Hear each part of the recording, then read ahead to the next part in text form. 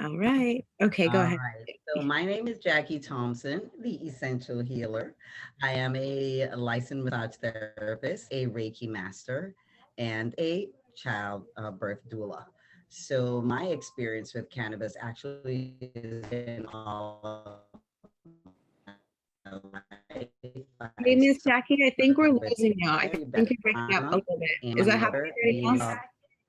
Yeah, you're breaking up a little bit. yes. Okay. Can you hear me better?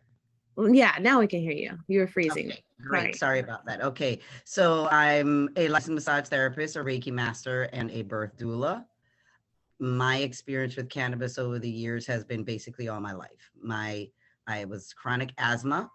My mother, being of East Indian and Jamaican descent, always went to the natural, and she was able to get it, and that's basically what she used for my medicine. So by the time I was 13, with learning other breathing techniques and understanding what the triggers were, I was able to have it under control to today. So my experience with it being pregnant, it helped because I would tend to have an asthma attack from the body being stressed out during the pregnancy. So I have also used it during my pregnancy on all positive results. Everything is great. And so it's a continuous part of our life. I mean, we use it. I use it myself in the oil on the skin for even elderly people that I found that had a frozen shoulder. It actually worked miracles. It worked really great for that. So that's my experience. Love it, and definitely want to hear more about how it can be used in our industry. Thank you. Thank you, ma'am. Anyone else want to share their experience and themselves or just introduce themselves? Nope. I Nope. guess I'll I'll do it. share. All right. Go ahead, Ty. Okay, let me turn the camera on. Sorry, excuse me. I'm Tayana McAlfia, and Nikki, I know I'll see you October 4th for intro. But I'm expecting, and my experience with cannabis prior to being pregnant, I didn't do it every single day, but I did do it, a good bit. And it's just a controversial topic. So I just wanted to learn more about how I could use it during my pregnancy, because I did use it for anxiety prior to being pregnant. Awesome. Congratulations too. Thank you. Congratulations. So I guess I'll just speak and introduce myself to everyone that's participating that does not know me personally or professionally. My name is Damas. I am a physician that was trained in general surgery and radiology, and I have a holistic cannabis clinic here in Little Haiti, Miami. I do a lot of work in the CBD space. I've done a study on CBD and quality of life and retired professional athletes, a lot of writing and a lot of publications and journals and a lot of appearances. So this is my passion. Although I was trained in allopathic medicine, as I mentioned, I do appreciate the fact that there's not an end all be all to everything that we need as individuals in terms of our health and well-being. There are other things and other methods that can offer benefit to people outside of the traditional Western medicine paradigm. And, I like offering people an option that's based in fact, that's based in evidence, something that they can trust, kind of do the work for people so that they can make informed decisions that would, kind of help them in the best way possible. And so this subject is very important because I do have a number of patients that come in that are, either postnatal or prenatal. There are a lot of, things that need to be considered when using cannabis, especially as it pertains to health and safety of the mom, the unborn baby, and the legal ramifications. So hopefully we will answer some of those for you today. That is the plan. And thank you, Yeah. because I introduced myself. I forgot. But for those of you who don't know me, my name is Nikki. I am a reproductive health doula here in South Florida. I'm also holistic and a cannabis doula. And what that means is not that I encourage my patients to go and use cannabis. That's not the goal. It is to take people who want to use cannabis or who are already using it and show them how to use that in a safe way and find the methods that work best for them based on where they are in their pregnancy and postpartum, or outside of that, you know, because kids grow up and then they're crazy and you might need some CBD for that. So that's kind of what I do. And the point of this call is just to, I'm very happy to have Dr. Damas here because he's amazing. I love having a physician here of color in this space as well, because it's so rare. So we're very happy to have you. And I think the first thing I'd like to jump into is just that, like, what is up with Florida, first of all? What's legal? What's not legal? What can we do? What can we not do? Perfecto. So Florida is one of the states in our union that has cannabis, or marijuana as they refer to it, at a partially legal status. What that means is that you can access medical marijuana in the state of Florida as long as you have a physician's recommendation for it. So as long as you're a resident of the state of Florida, some capacity at least can prove that you live here 1 month out of the year, and then you fill one of the qualifying conditions. There's like 11 qualifying conditions, and then there's up to the physician some leeway to qualify people based on conditions that are associated with the 11 qualifying conditions. For example, PTSD is a qualifying condition, right? But anxiety, generalized anxiety itself is not. But PTSD is along the anxiety spectrum of conditions. So you can qualify somebody with general anxiety or specific phobias or something because it's similar to PTSD. So there are a number of those conditions. Now, along with that, the state of Florida does put a limit, and this is specific to this talk, with regards to what can be recommended to women who are pregnant. So in the state of Florida, if you are pregnant, you cannot receive what is referred to as high THC medical marijuana. You can only receive what's referred to or as low THC. What that basically is CBD. So it has to be lower than 1% THC in the product if you are pregnant. And there are a number of reasons for that, and I can go into them shortly, but I don't want to give you guys too much. Give you a moment to digest that and ask me any questions about that before I go any further. I have a question about that. So with the low CBD, because I know there's lots of strands out there now, there's all these things. So like what does that mean? Like, I'm CBD lower than 1%. What about deltas? What about the HHC now, CBG? What about that? All right, very cool. All right, so we got to do a little bit of the basic kind of chemistry of cannabinoids. So these molecules in the plants called cannabinoids. They also exist in your body. Your body produces cannabinoids as well. So you have endogenous cannabinoids or endocannabinoids, which your body makes. And then you have what are called exogenous or phytocannabinoids, which are made in plants. And consumption of the phytocannabinoids is what they're concerned with. And within the category of phytocannabinoids, you have two really big ones, right? THC, which is what we're considering, what most people know as delta-9 THC, which is just like the chemical formula of it. That's what most people know as getting them high, THC, delta-9 THC, right? And then you have cannabidiol or CBD, right? And CBD doesn't get you high, but it does contribute to a lot of the things that people associate with cannabis, making them feel better. For example, it's a very good anti-anxiety molecule, right? So it really helps people with anxiety. It's a mild pain reliever. So there's a number of things. So people usually associate everything that they feel or relief that they get with the fact that they got high, because that's an overwhelming sensation. But all this other stuff that's taking place is not necessarily related to the high, which is caused by the THC. And so within the THC, you have different variants of that. For example, I said what we typically consume and gets us high when we smoke weed or marijuana or take edibles is delta-9 THC. But with processing and manufacturing capabilities, people are producing other variants of that. There's Delta 8 THC, which you can purchase without having to go to a dispensary, but that then puts you in another category in terms of product safety and reliability.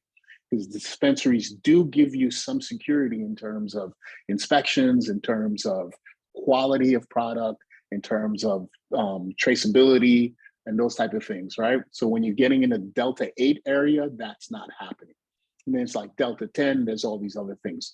So that's where that is. And then when you talk about CBG, CBN, those things, those are what are called minor cannabinoids.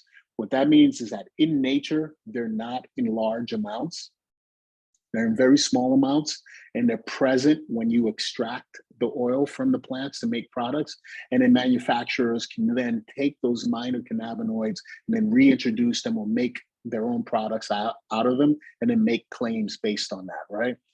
The one problem with that is that a lot of those claims are dubious in nature because there's not really any scientific data to back that up. There haven't been major research studies. So we're talking about anecdotal, which are just like stories like, hey man, take this, it'll make you feel that way, right? We don't really have replicable studies that say, if you do this 9 out of 10 times, this is what's going to happen, right? So that's where we're looking at, right? Does that make sense? Yeah, that was a great breakdown. Thank you. What about this new thing, this HHC? Because I have been hearing this often. What is that? Is that safe for maternal health, pregnancy, postpartum use, or should we avoid that? All right. So the number one thing, right? So that is it's a very, very new thing. I'm not very familiar with it. I try to my role, for example, as a physician is like, I got to stick to the facts and I got to, that's my role. Like some of the other stuff that's for other people to do, that's kind of like their lane, right? I gotta stick to what we know we can produce, what the science and what the data is saying, right? So you'll get some of these new fangled products that people will start talking about and saying, oh, this is the hottest new thing, and this will do this and that. And I usually tell people, chill out, right? Like your body and your health is not something that you really want to be kind of like rolling the dice with all the time, right? Because the more you put yourself at risk, the greater the chance something bad is going to happen, right? So you won't find any of these novel items in dispensaries, for example, right? So you won't go to a dispensary and really see CBN or CBG products being presented to you, or HHC, which I'm not really familiar with. This is something that you would find in like a smoke shop, gas station, and those type of things. And then, that being said, I usually will tell people, well, if you need something for your health, right, where would you want to go get that? Would you want to go to a smoke shop? Is that like the spot that you normally go to and like, hey man, I really need something. I'm going to go to the smoke shop, or I'm going to go to the gas station, right? So it's not really the place that you would get products that you would depend upon or rely upon for your personal health and well-being. So the source of products is really important. That's a bit of advice I like to give to everyone, is that, just basic things, like basic common sense things, really will help direct you in your decision-making process. And so if it smells like a duck, quacks like a duck, it's probably a duck, right? So the source of the product looks a little sketchy. It's not usually your normal thing. You probably don't want to mess around with it so much. And the second thing is like, stick to the basics, right? What do they say? Like, keep it simple, stupid, or like that's a thing, right? So stick to the basics. We have a lot of information on THC, Delta 9 THC, and variants of that. We have a lot of information on CBD, cannabidiol. So we do have a large academic and research kind of pool of information to get data from. And so with that being said, there's no reason to kind of go to these novel things and start like going outside, because you do have a pathway that's really broad that can probably fill a lot of the needs that you're looking to fill. Thank you. Yeah, I think especially, if you're a pregnant person or you're breastfeeding, that your source is really, really important. I know I saw like a Delta 8 at my gas station the other day, and I was like, what? Yeah. Why started to pop up like that, just kind of everywhere. So, but I guess, whenever you have a patient that comes in and is looking for like a source that's maybe close to them outside of your wonderful brand, of course, I know for me, sometimes I run into well, I don't go to the smoke shop or a doctor. I just get it from so-and-so, my dealer, Correct. which is, different. Yeah. So what are your thoughts, I guess, whenever that occurs, or with moms who maybe So- are, again, recreational Correct. smoke, now want to medically smoke? Sorry about that. Yeah, so the important thing, as you mentioned, right, and I think all the moms understand, is that once you become pregnant and you're carrying baby, you're carrying a life, that you're making decisions for two. You decide to keep the pregnancy, and so you're rocking and rolling together, and you're making decisions for the two of you. And so some of those decisions you have to be really diligent about. We have been in a situation in the United States where we've been under prohibition for close to 85, 90 years now, 85 years prohibition of marijuana. I think 1937 was when the Marijuana Prohibition and Taxation Act passed, right? So what's that, 83 years? I'm doing bad math. I'm not a mathematician, right? So I'm sure somebody's like, nah, man, it's bad math. So what happens is that it forces people to kind of make do under the circumstances that are presented to them. And we've been forced to kind of do things in the black market, street level stuff. And when you're doing that, you have a lot of opportunity, and there's a lot of opportunity for malfeasance, for things to not be as they're being presented to you, for things to be dangerous. For example, we all know there's a fentanyl thing going on, exploding in the country. There are a lot of people are getting fentanyl-laced marijuana, for example, right? So if you're carrying a baby and you're consuming cannabis that has fentanyl in it, right, you could long-term develop a dependency and not know that the dependency is there until your baby is born, and then having some side effects from that, right? Or until you are hospitalized and you don't have access to it, you start going through withdrawals. So in the states that do have marijuana from reputable sources, dispensaries, I always recommend someone, if you are going to be involved in this space, to do it as legally and as safe as possible. Second thing is there's potential legal ramifications for having certain substances in your system if there is some sort of complication at birth, right? So we do know there's some sort of, your blood is being taken at the hospital, and if there's some sort of premature birth complication, and your blood comes back positive for certain things, you are now put into another pool of people, right? And that includes THC, and that includes anything that the weed that you purchase from the street may have had in it, with or without your knowledge, right? So that's the other thing that's really important, is that when you're dealing with these circumstances, that you saying, I bought something and I didn't know, right, that what was in it, you still are responsible for what's going into your body and how it affects that child. So if you do have some sort of complication, you can find yourself in a situation where you're dealing with the Department of Children and Families, Child Services, and now you've got to go through a whole lot of red tape, get yourself in a situation that you don't want to be in at all. It's never a pleasant situation, especially for women of color or women of lower socioeconomic status, because we do know that these systems tend to treat them with harsher penalties and put them at risk for losing custody of their child and a bunch of other things, right? So we don't want to get into those kind of situations. Best thing to do is get it from a safe source, right? And this is my God's honest advice, right? As a expecting mother, you may have found a lot of benefit from THC prior to conceiving and carrying the baby, but the risks for you in terms of what can happen for whatever reason are too great. And so what we usually recommend for people is to stay away from THC containing products and go with CBD products that don't have any THC in it. And there's categories of CBD products that I'll break down for you in a little bit, but I'll let you guys ask any questions about what I just discussed in the meantime. I see a question in the chat that less than 1% THC applicate to postpartum and breastfeeding as well as pregnancy. Yeah, so the postpartum, it is not. So legally, the only parameters that they will put on you is during pregnancy. So once you've delivered, you can have your full spectrum products, right? So when we say full spectrum, this is some terminology that you should understand. So the products, again, we talk about these molecules in them, the phytocannabinoids that I mentioned earlier that are in the plants. You have all these different, like THC is a cannabinoid, and I mentioned CBD is a cannabinoid, CBN, CBG. So that's a full spectrum product. That means it has the full spectrum of all the cannabinoids in there, right? And then it doesn't tell you what level each one is, right? But you can have them all in there. Then you can have what are called broad spectrum products. Broad spectrum products means that they have everything in there except for the THC.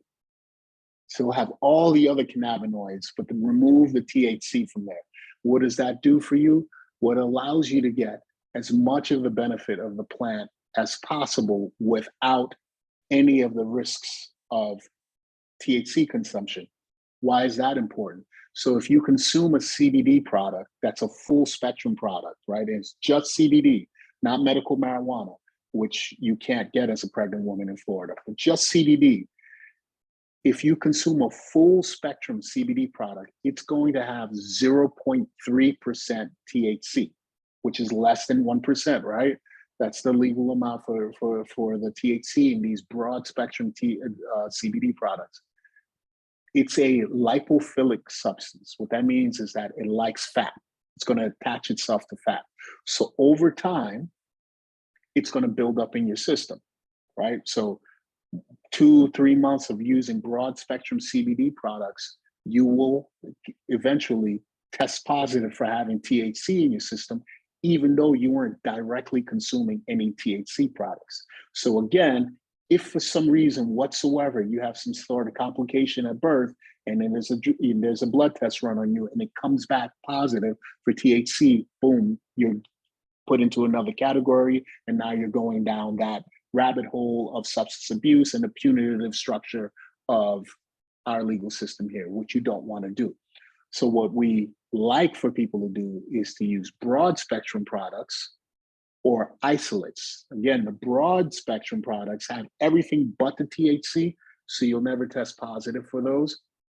And then the isolates go one step further, and they remove everything whatsoever except for the CBD. So everything is gone, and it's just the CBD in there, right? And so again, why would you want that? A, you don't want any THC. THC will build up in your system, right? B, which is an interesting thing, is that CBD is an unregulated space for the most part. So sometimes product manufacturers don't really have great standards. Again, you can get it from everywhere, right? And so, you know, someone may label something as a broad spectrum product and there's actually THC in it, right? So boom, they got you. You got bamboozled, right? And so it could happen with an isolate as well. Something could be labeled as an isolate and there's some THC, but there are lower chances of that happening. So you can say, listen, man, I don't want anything but the CBD in there, and you go for the isolate. Again, the trade-off with that is that CBD only products, which are the isolates, are not as effective as the broad spectrum products, which are not as effective as the full spectrum products, which are not as effective as the full THC products. So you're kind of going stepwise in THC content, in effectiveness, but then the safety and risk to yourself decreases. Does that make sense? Any questions on that? It's a great question. Great answer. I'm glad you mentioned that because, you know, in pregnancy, you are, you know, maintaining some fat and that is going to build up on you. And unfortunately, you guys, I do want to be clear, like you do have to consent to these things. However, racism, like just, you know, how it is. I've had many clients who were being tested and did not know it. Or will get tested after their baby and not consent or know it. It is a problem. So you do want to be mindful of that. And that is why, like Dr. Damas said, making that switch if you were a heavy THC user is important while you're pregnant because you just don't want to have to deal with that. I can say other states that do allow you to use THC during pregnancy and birth. do exist. Good example is in Oregon. Portland, Oregon is one of those places where you can have a full THC supported birth. And it's amazing. I just want to say that I don't know what we're doing with the epidural thing when we have this, but hopefully Florida will get there too, and we'll be able to do fully cannabis supported births for our mamas. But I will. Yeah, no, thank you, Dr. Damas. That was very thorough, I think, right?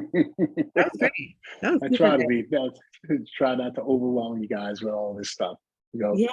And then, you know, as we continue, so we go into the postpartum, post-delivery phase of things, right?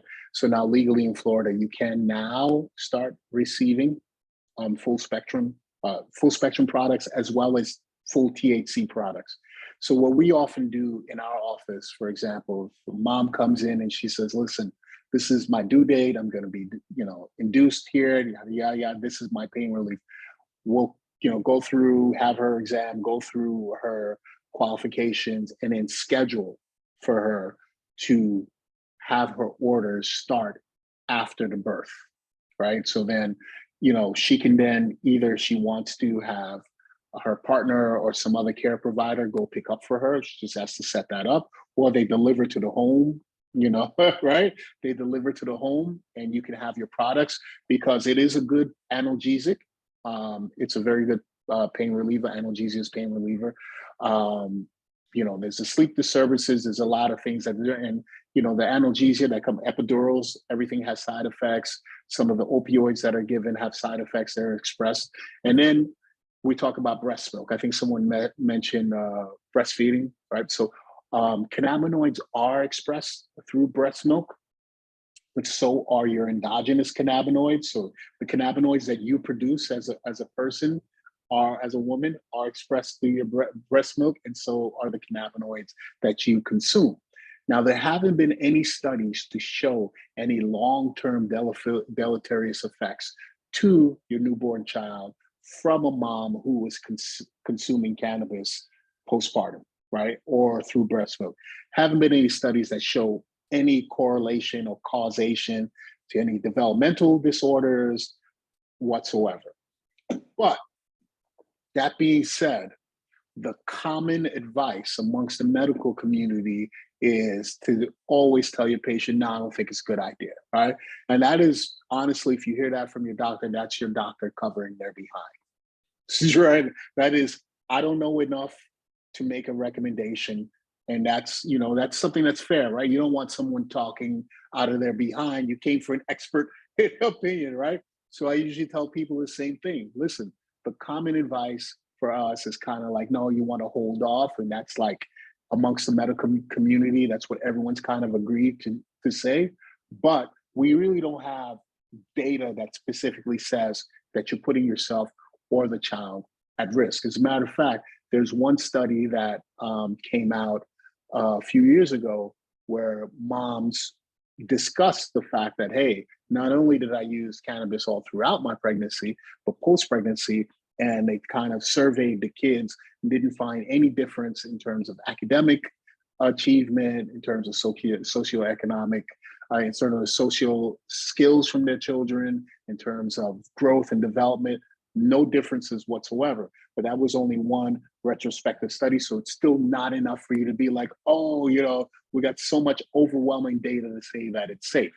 So the truth is, the harm that has been done by prohibition for all this time goes beyond just like all the people that have been arrested for it and all that stuff. It actually has affected our ability to kind of have reliable medical information, you know, in a number of areas so that we can actually help people the way that we intend to or want to, right? Like I really can't say this stuff as a physician because I just don't have the data to do that. So we just go to the default position like, don't do it because it's bad. You'll say, why is it bad?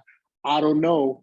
That's just what you know, that's what they all told me to do. And, you know, you honestly have to do that. So at that point, you know, you as a mother or someone as a care provider has to make a personal decision as to what they're going to do moving forward.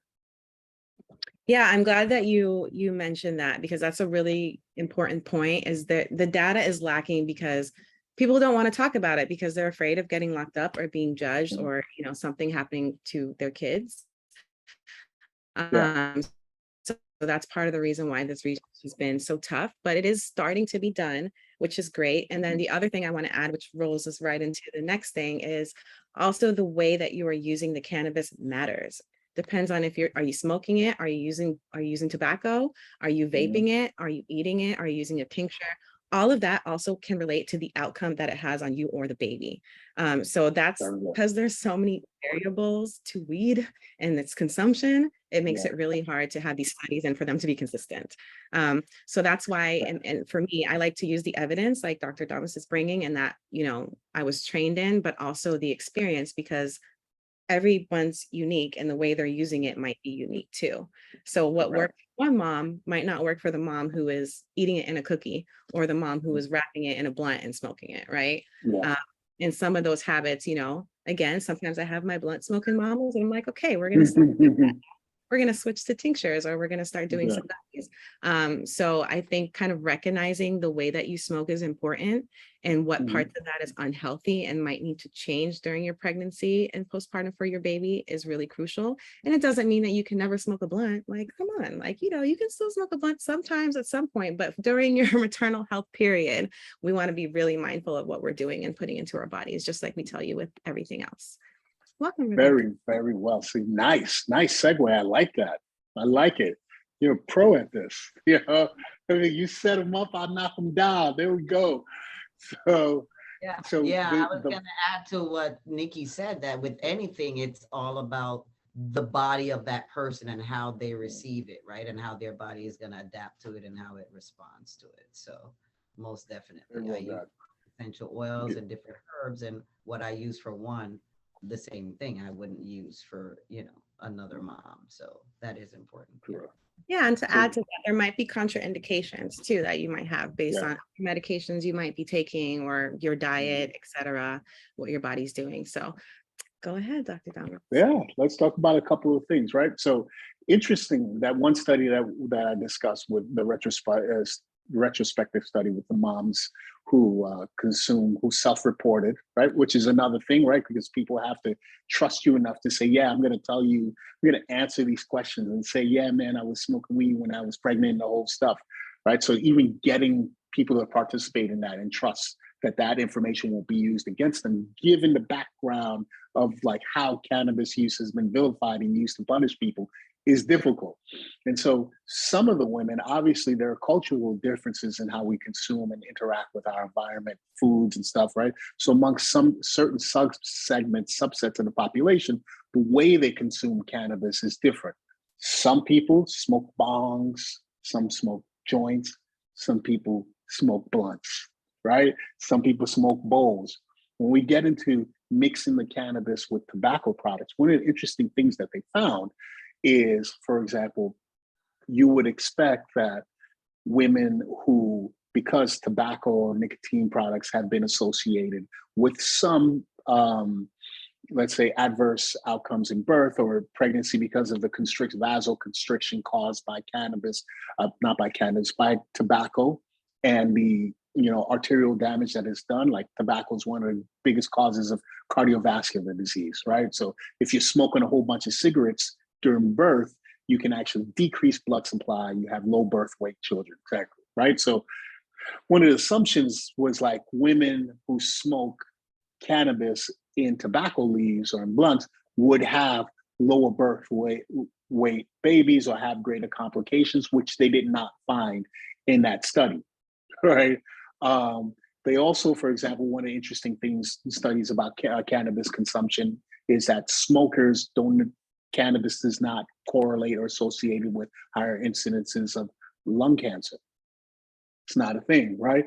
Even amongst those that use tobacco leaves as their primary source of consumption of cannabis. So that's an interesting aside from that, right? So we're looking at ways that you consume it, the pros and cons of each, right? So obviously smoking is very popular. A lot of people like to smoke. It's an easy way to do it. You grind up your leaves, pack a bowl, roll a joint, roll a blunt, whatever you want to do. There are a couple of things that you should be aware of when you smoke. Again, if you're smoking with tobacco products, we do know that tobacco products will usually, for the most part, not advised during pregnancy, right? So you kind of want to stay away from that. Again, I said there was only one study that kind of did that retrospectively. So I wouldn't take that and be like, oh man, there was this one study and nobody had any problems, so I'm straight, right? I would still kind of chill out with that. When you burn organic matter, whether it's weed or like, cigars, cigarettes, or just leaves in general, right? You are releasing a lot of other chemicals in the air. That's just the nature of it, right? And if you're buying stuff from the street, God knows what's in there. So burning things is usually one of the least effective to get things out of there, because you are going to lose a lot of the material, and you do produce some carcinogens. So there haven't been any studies that show the risks that are associated with that, but we do know that there is one thing that's associated with chronic, pardon the pun, chronic weed smoking. There's something called apical emphysema, which is, they also call it pot smoker's lung. And what that is a type of emphysema. And emphysema is a chronic obstructive pulmonary disease. It's a lung disease that kind of breaks down the fabric of your lungs, so your lungs don't rebound as much as they should. Like, you take a breath and they stretch out, and by themselves they will squeeze back together, right? And so when you start breaking down the mesh, the fiber of that stuff, you inhale and they kind of stay inflated, which makes it difficult for gas exchange. So it's not like life-threatening, but it actually decreases some of your lung capacity and your respiratory capacity, right? So you can have that. And sometimes you hear, like Dave Chappelle is a great example. You can hear sometimes when he speaks, they kind of get like this voice, and that is because of that, right? I think I did a good apical pot smoker lung impression right there, right? So you have that from smoking. The other thing about smoking is, although you get the benefits of the plant very quickly, within about 2 minutes, it's in your bloodstream. Within about 5 minutes, it's approaching its peak plasma concentration, 5 to 20 minutes. But then after that, about like an hour, it starts getting eliminated from your bloodstream. So whatever you were using it for, that it doesn't give you that benefit for a long period of time, 2 to 3 hours max, right? So if you have like a chronic pain condition that you're using cannabis to manage, right, you're going to have to smoke or use more frequently if you're smoking, because of the way it's metabolized, right? So vaping is along the same lines as that, right? Vaping is not burning the same way that you are, but you are heating up an oil, and as a result of the oil heating up, it evaporates, and then you inhale it into your lungs. One of the things that happens with vaping is there's something called vapor-associated lung injury. And that can be a result of a number of things. It could be a result of the substrate or the solvent that's used to make the vape. So you have your cannabis oil in the vape, and it's mixed with another oil. Sometimes, if you're getting it from poor quality suppliers, people from the street, smoke shops, that kind of stuff, the producers of this will cut corners and cut costs and use some lower quality solvents, which then can cause irritation and an aggravation of some underlying diseases possibility, but long-term use can cause some damage to the lungs, which people can have. Sometimes they use substrates or solvents which will cause an immunological response, where your body's kind of like an allergic reaction to it. So you have to be really careful, mindful of the source of the vape. Anything that's using organic, like MCT oil, which is medium chain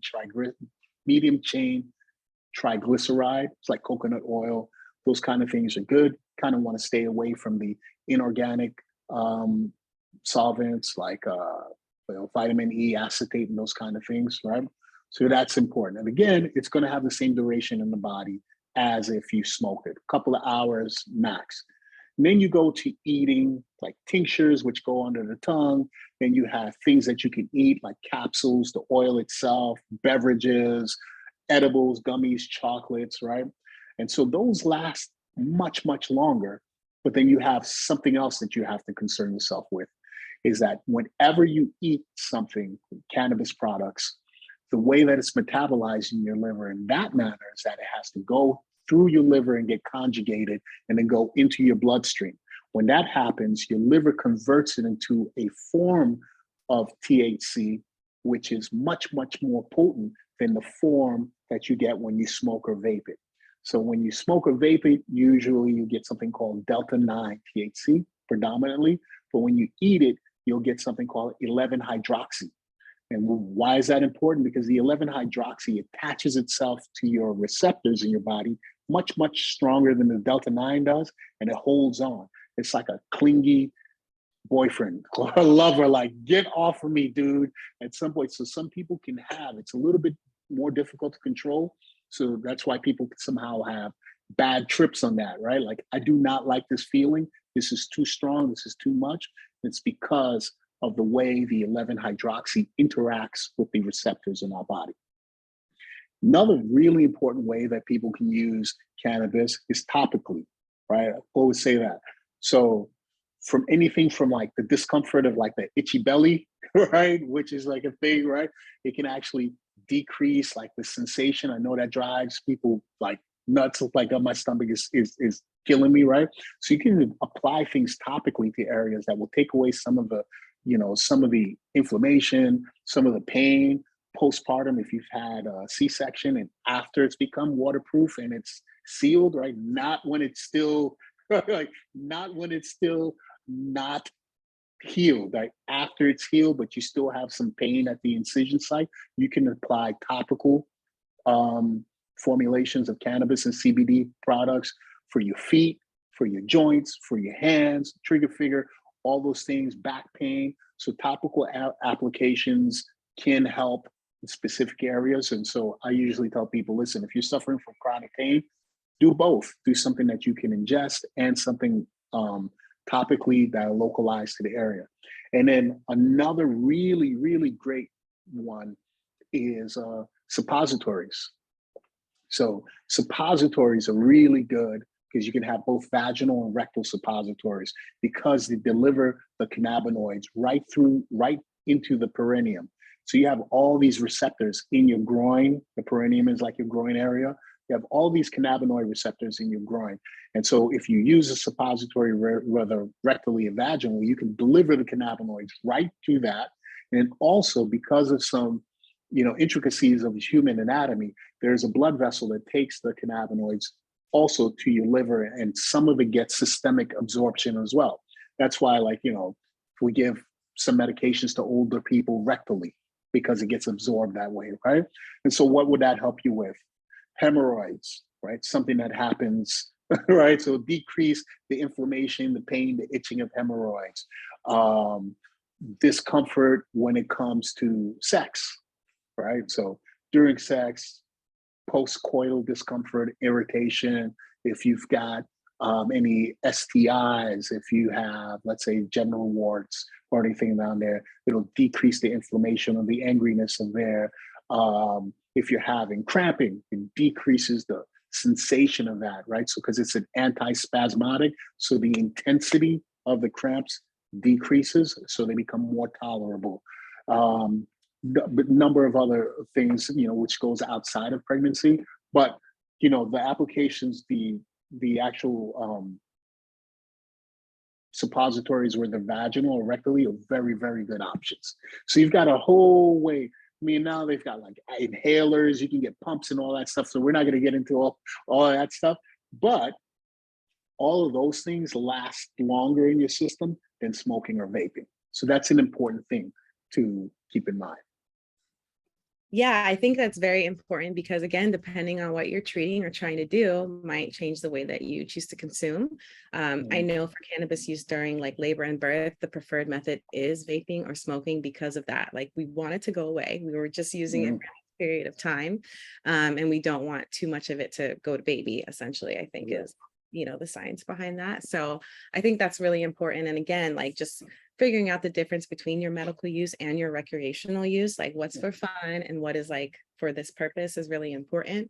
And then I also wanted to ask, like, if you are somebody who's a heavy THC user but you want to use, say, CBD or something for like a different thing, what is the effect of that? Is it something that you have to like wean off of to make that work, or will it still work since it's kind of like you said, a full spectrum thing? Yeah. So if you've been consuming the flower form, which is, what fancy corporate cannabis is now calling weed, like grass, it's now flower, right? So this is like if you go in the dispensary, they're going to sell you flower. They're not selling you weed. So if you've been consuming the flower, the whole plant, there's CBD in that. Although the plants that we're getting now have been kind of bred to give us high levels of THC, because that's what the market has been demanding, because it's been underground for so long. But you've always had CBD in the product if you've been using these whole plant products, right? And so as you're coming off of the THC, sometimes you can get some slight mood disturbances, right? Because you've developed a tolerance to that. It does affect some of the neurotransmitter pathways. So you can, for example, a lot of activists like to say that cannabis is completely harmless, and that's not true. You can have addiction. There's something called cannabis use disorder, which is one of the substance use disorders. Just like any other thing that you use that alters your cognition or affects your dopamine and serotonin pathways. Dopamine is the reward pathway. So if you're consuming something that affects your body's production of dopamine, it's going to affect your relation to that product, because there's a reward involved in that, right? And so once you remove that, right, there's going to be some backlash. Like, where is my reward? Where's this thing that makes me feel good all the time, right? Now I'm a little cranky. So you can have some demonstrations of like tolerance and withdrawal from that, but it's usually really mild, goes away in a couple of days. And then the CBD really allows you to kind of like focus in on some of the things that you're using it for. Also, we have to keep in mind that you mentioned this much earlier, and I would be remiss if I didn't take some time to speak about this, is some of the contraindications. Again, it's not completely harmless. So you could, for example, have some drug-drug interactions.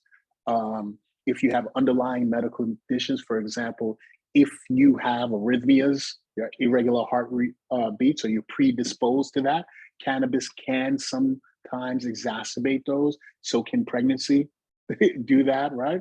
So you have to be careful. It is a mild anticoagulant. So if you have some sort of bleeding disorder, clotting disorder, right, this is something that if you've been consuming cannabis, it can exacerbate that. And if you're about to give birth, this is something even more that we need to be careful about, because we can't get in a situation where we're having unexpected blood loss, and we don't want anything that's going to be clotting us up. If you need to be intubated for some reason, for example, for whatever reason you need to be intubated, if you're a heavy smoker, that can make it more difficult for the anesthesiologist to intubate you. You have increased secretions in your throat. You have greater potential for spasms, and you can have a need for higher levels of anesthesia, because cannabis does work on some of the receptors that our anesthesia medications work on, so you can develop a tolerance. So these kind of things are important. I always tell people, I know you may feel funny about this, but you should tell your doctors, like, this is what's going on. So in case anything happens, they know what's up, that it's not like a surprise, like, oh man, we need an intubator. And then the anesthesiologist is like, I don't understand what's going on here. And they're not prepared for that. And they're scrambling. They can already be prepared, right? Or they can already say to themselves, hey, I know this person has hemophilia and they've been consuming cannabis. We're already going to have the blood ready in case, we'll have some products ready in case this is going to happen, right? So we'll be prepared for that. So there are indications for you to be careful and communicate with your healthcare provider if it's something that you are using during your pregnancy. Perfect segue, because that's what I was going to say next is, how can we as moms, pregnant people, postpartum people who are maybe using cannabis under the radar or would like to use it, legally and medically, how can we kind of smash the stigma around that with our providers so we can be honest with them and make sure they know what's going on with us without feeling like I'm going to get in trouble now? Because I feel like that's a fine line here in Florida. And like you said, it is important to know those things. Sure. So what are some maybe tips or tricks that you have for communicating that to your healthcare provider or something, you know. So yeah, I'd say the first thing that you mentioned is the honesty part of it, right? Because as a physician, I can tell you this, the more honest a patient is with me, the more I'm engaged, right? So the more information that I'm getting, the more I'm like, okay, cool. Now we're working hand in hand, and it's less of a patriarchal or like I'm the big brain and like you don't know what you're talking about, right? Now we're like more on even footing. So the it may seem difficult, but you have to communicate that with them, right? And honestly, like any other relationship, I have a 16-year-old son. I was talking to him about dating the other day.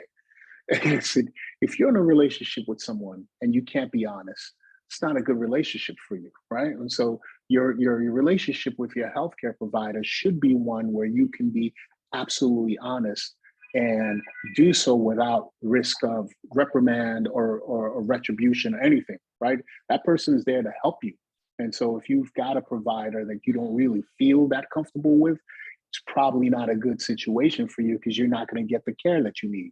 They can't give you the care that you need because you can't speak to them about the stuff that you need, right? So that's number one.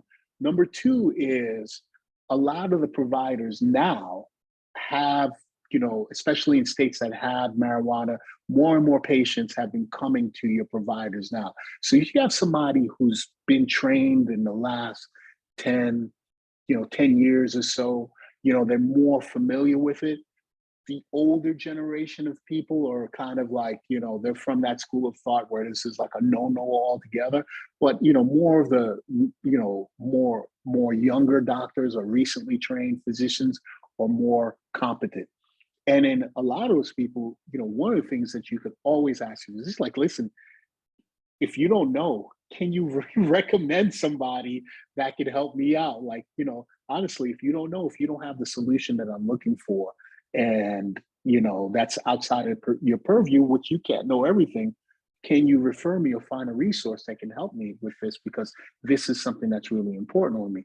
But those lines of communication are really important. You shouldn't have to operate like under like some kind of like subterfuge guys and like, oh, I'm hiding this from my healthcare provider. I'm doing that. It's not good for you. It's definitely not good for you, spiritually, psychologically, emotionally, and health-wise to operate like that. It's not good for your child, right? And so you don't want to do that. So that would be my recommendation on that. And of course, you could always call us. You could always call us. We do. Go ahead. Yeah, Got that we do. Yeah. So that's one of the things that we do. We do get a lot of referrals from other physicians, clinicians, which I'm very thankful for, that they recognize, that we have something to offer. So we get a lot. We get psychiatrists that refer to us, oncologists, urologists, pediatricians. Yeah, we have pediatricians that refer to us.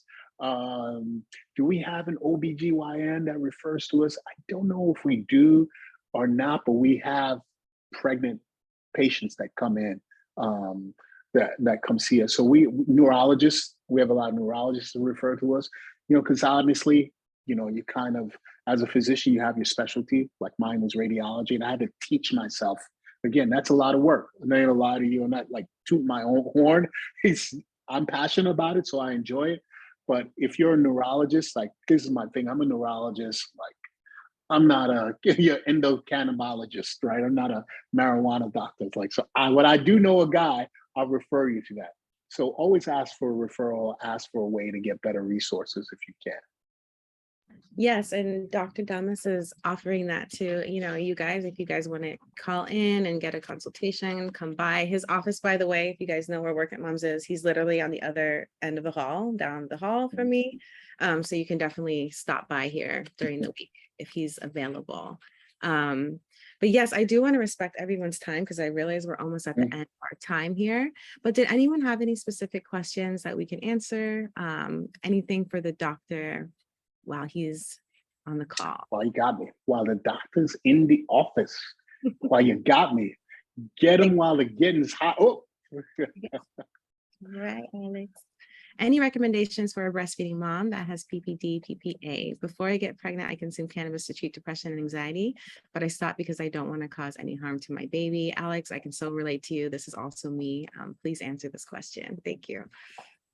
Yeah. So I would probably go with full spectrum CBD products because they give you the closest benefit in terms of full whole plant cannabis products without the THC involved, right? So you can do that. You can do it safely without worrying about some of the side effects or anything that's involved with that. The full spectrum products do a couple of things. The CBD products, based upon your dose and the frequency of use, research has shown really good for anxiety. So they'll chill you out without you losing any of your cognitive ability or awareness. So basically not being high. Really good for stabilizing mood long term. So it takes some time, whereas the anxiety relieving effects you can get a little bit more instantly, or not instantly, but half an hour to an hour, 2 hours. The mood stuff, the research that we showed takes some time. The study that we did with athletes, we found that, and we gradually increased their dosages. We found for those guys around 50 to 75 milligrams a day was when they reported that their sleep was better, their emotional state was better, their spouses reported the better mood, happiness, satisfaction, quality with their life, easier with doing activities of daily living. And then when we correlated that with some of the diagnostic testing we did with them. So it wasn't all just surveys, but we actually hooked them up to a little helmet and they did all these tests on a computer. Their performance was better at that dose. So around 50 to 75 milligrams a day.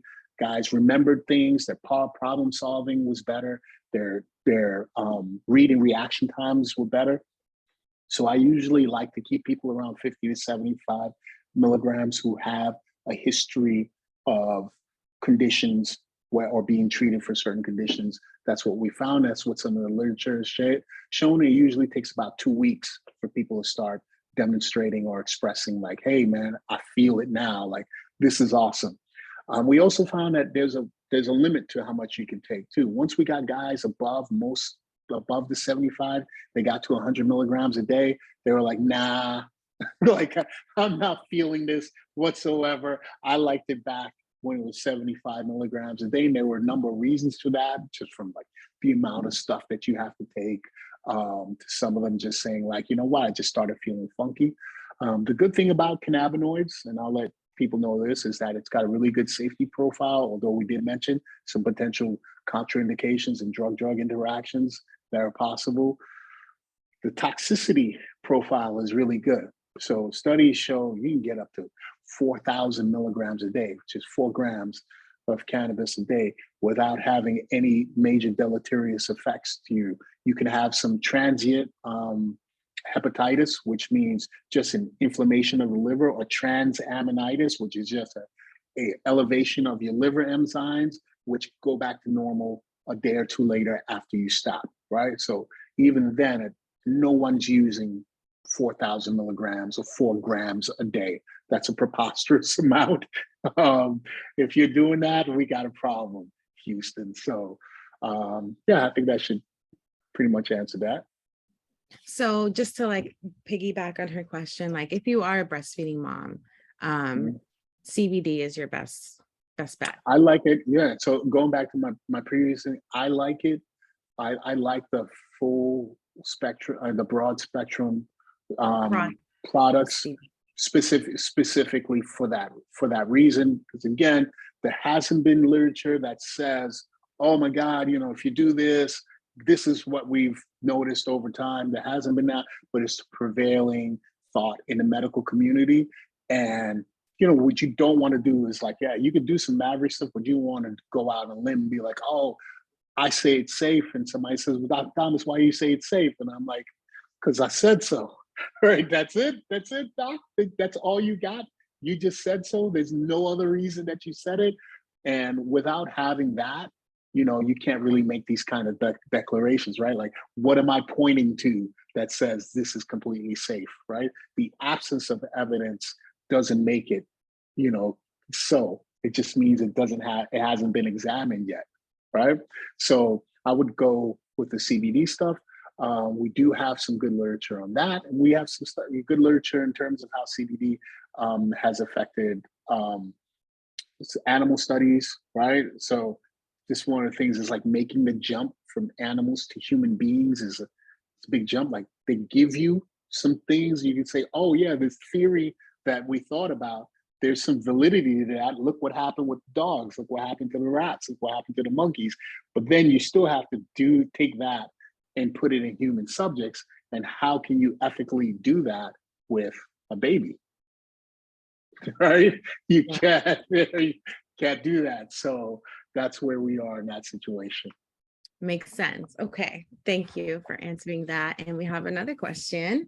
Thank you so much for all this helpful info. Thank you for coming. Is using cannabis in postpartum similar to alcohol use in postpartum? Where do you need to pump and where you need to pump and dump after drinking? This is a great question.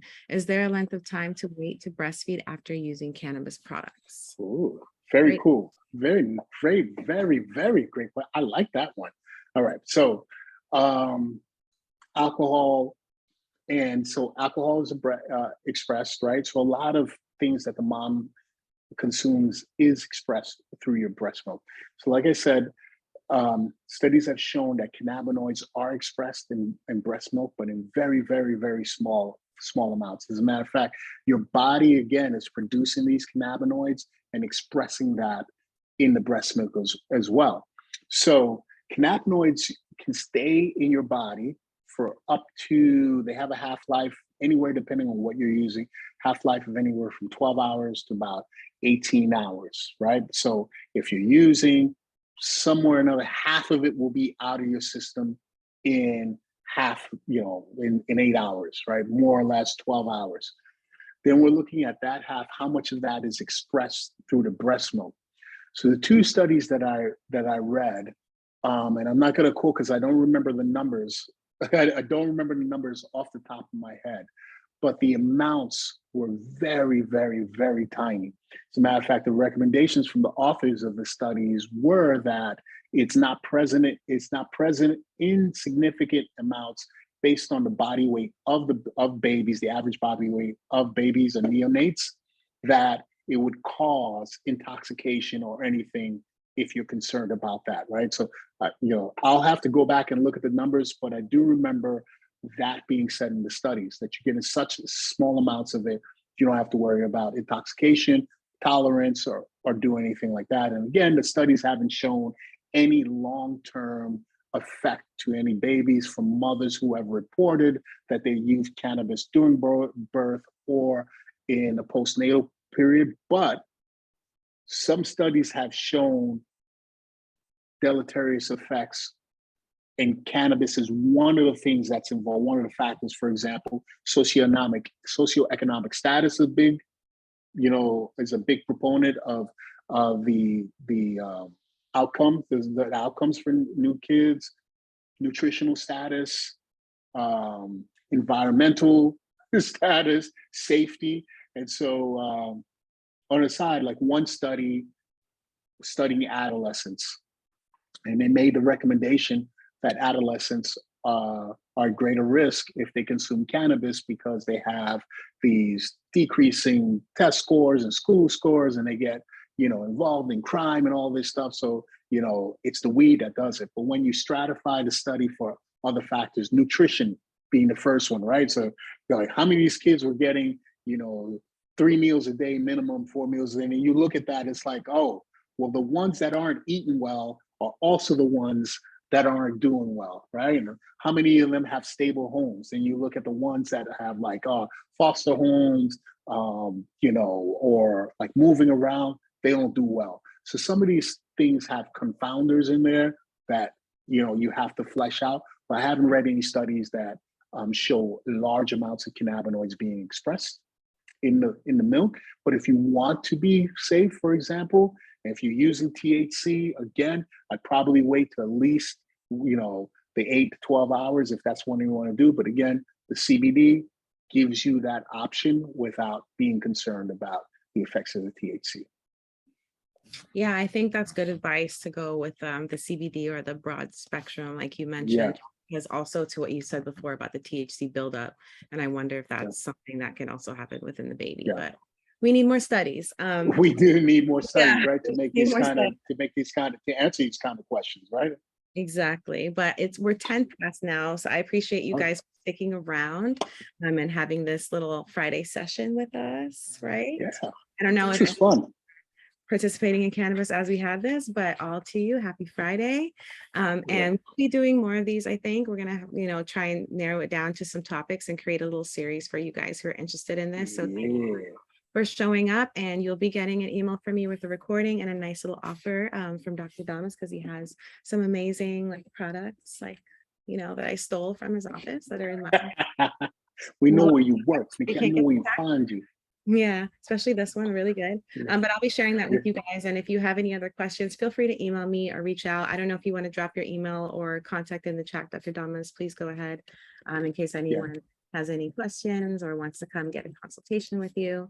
And thank you guys for being part of the Work It Moms community and joining us today.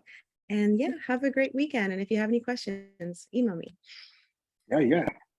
Definitely. Thanks for having me. You guys can always reach me. I am going to drop something in the chat. I got instructions, so I'm going to do that. And we're going to do this series. I enjoy it. And I like spreading the information and being a good source for you guys and helping advance the space, man. I think we need more voices. All right. Yeah. All right, Okay. everyone. Take care. Have a great weekend. We'll do this again. Have a great weekend. Bye.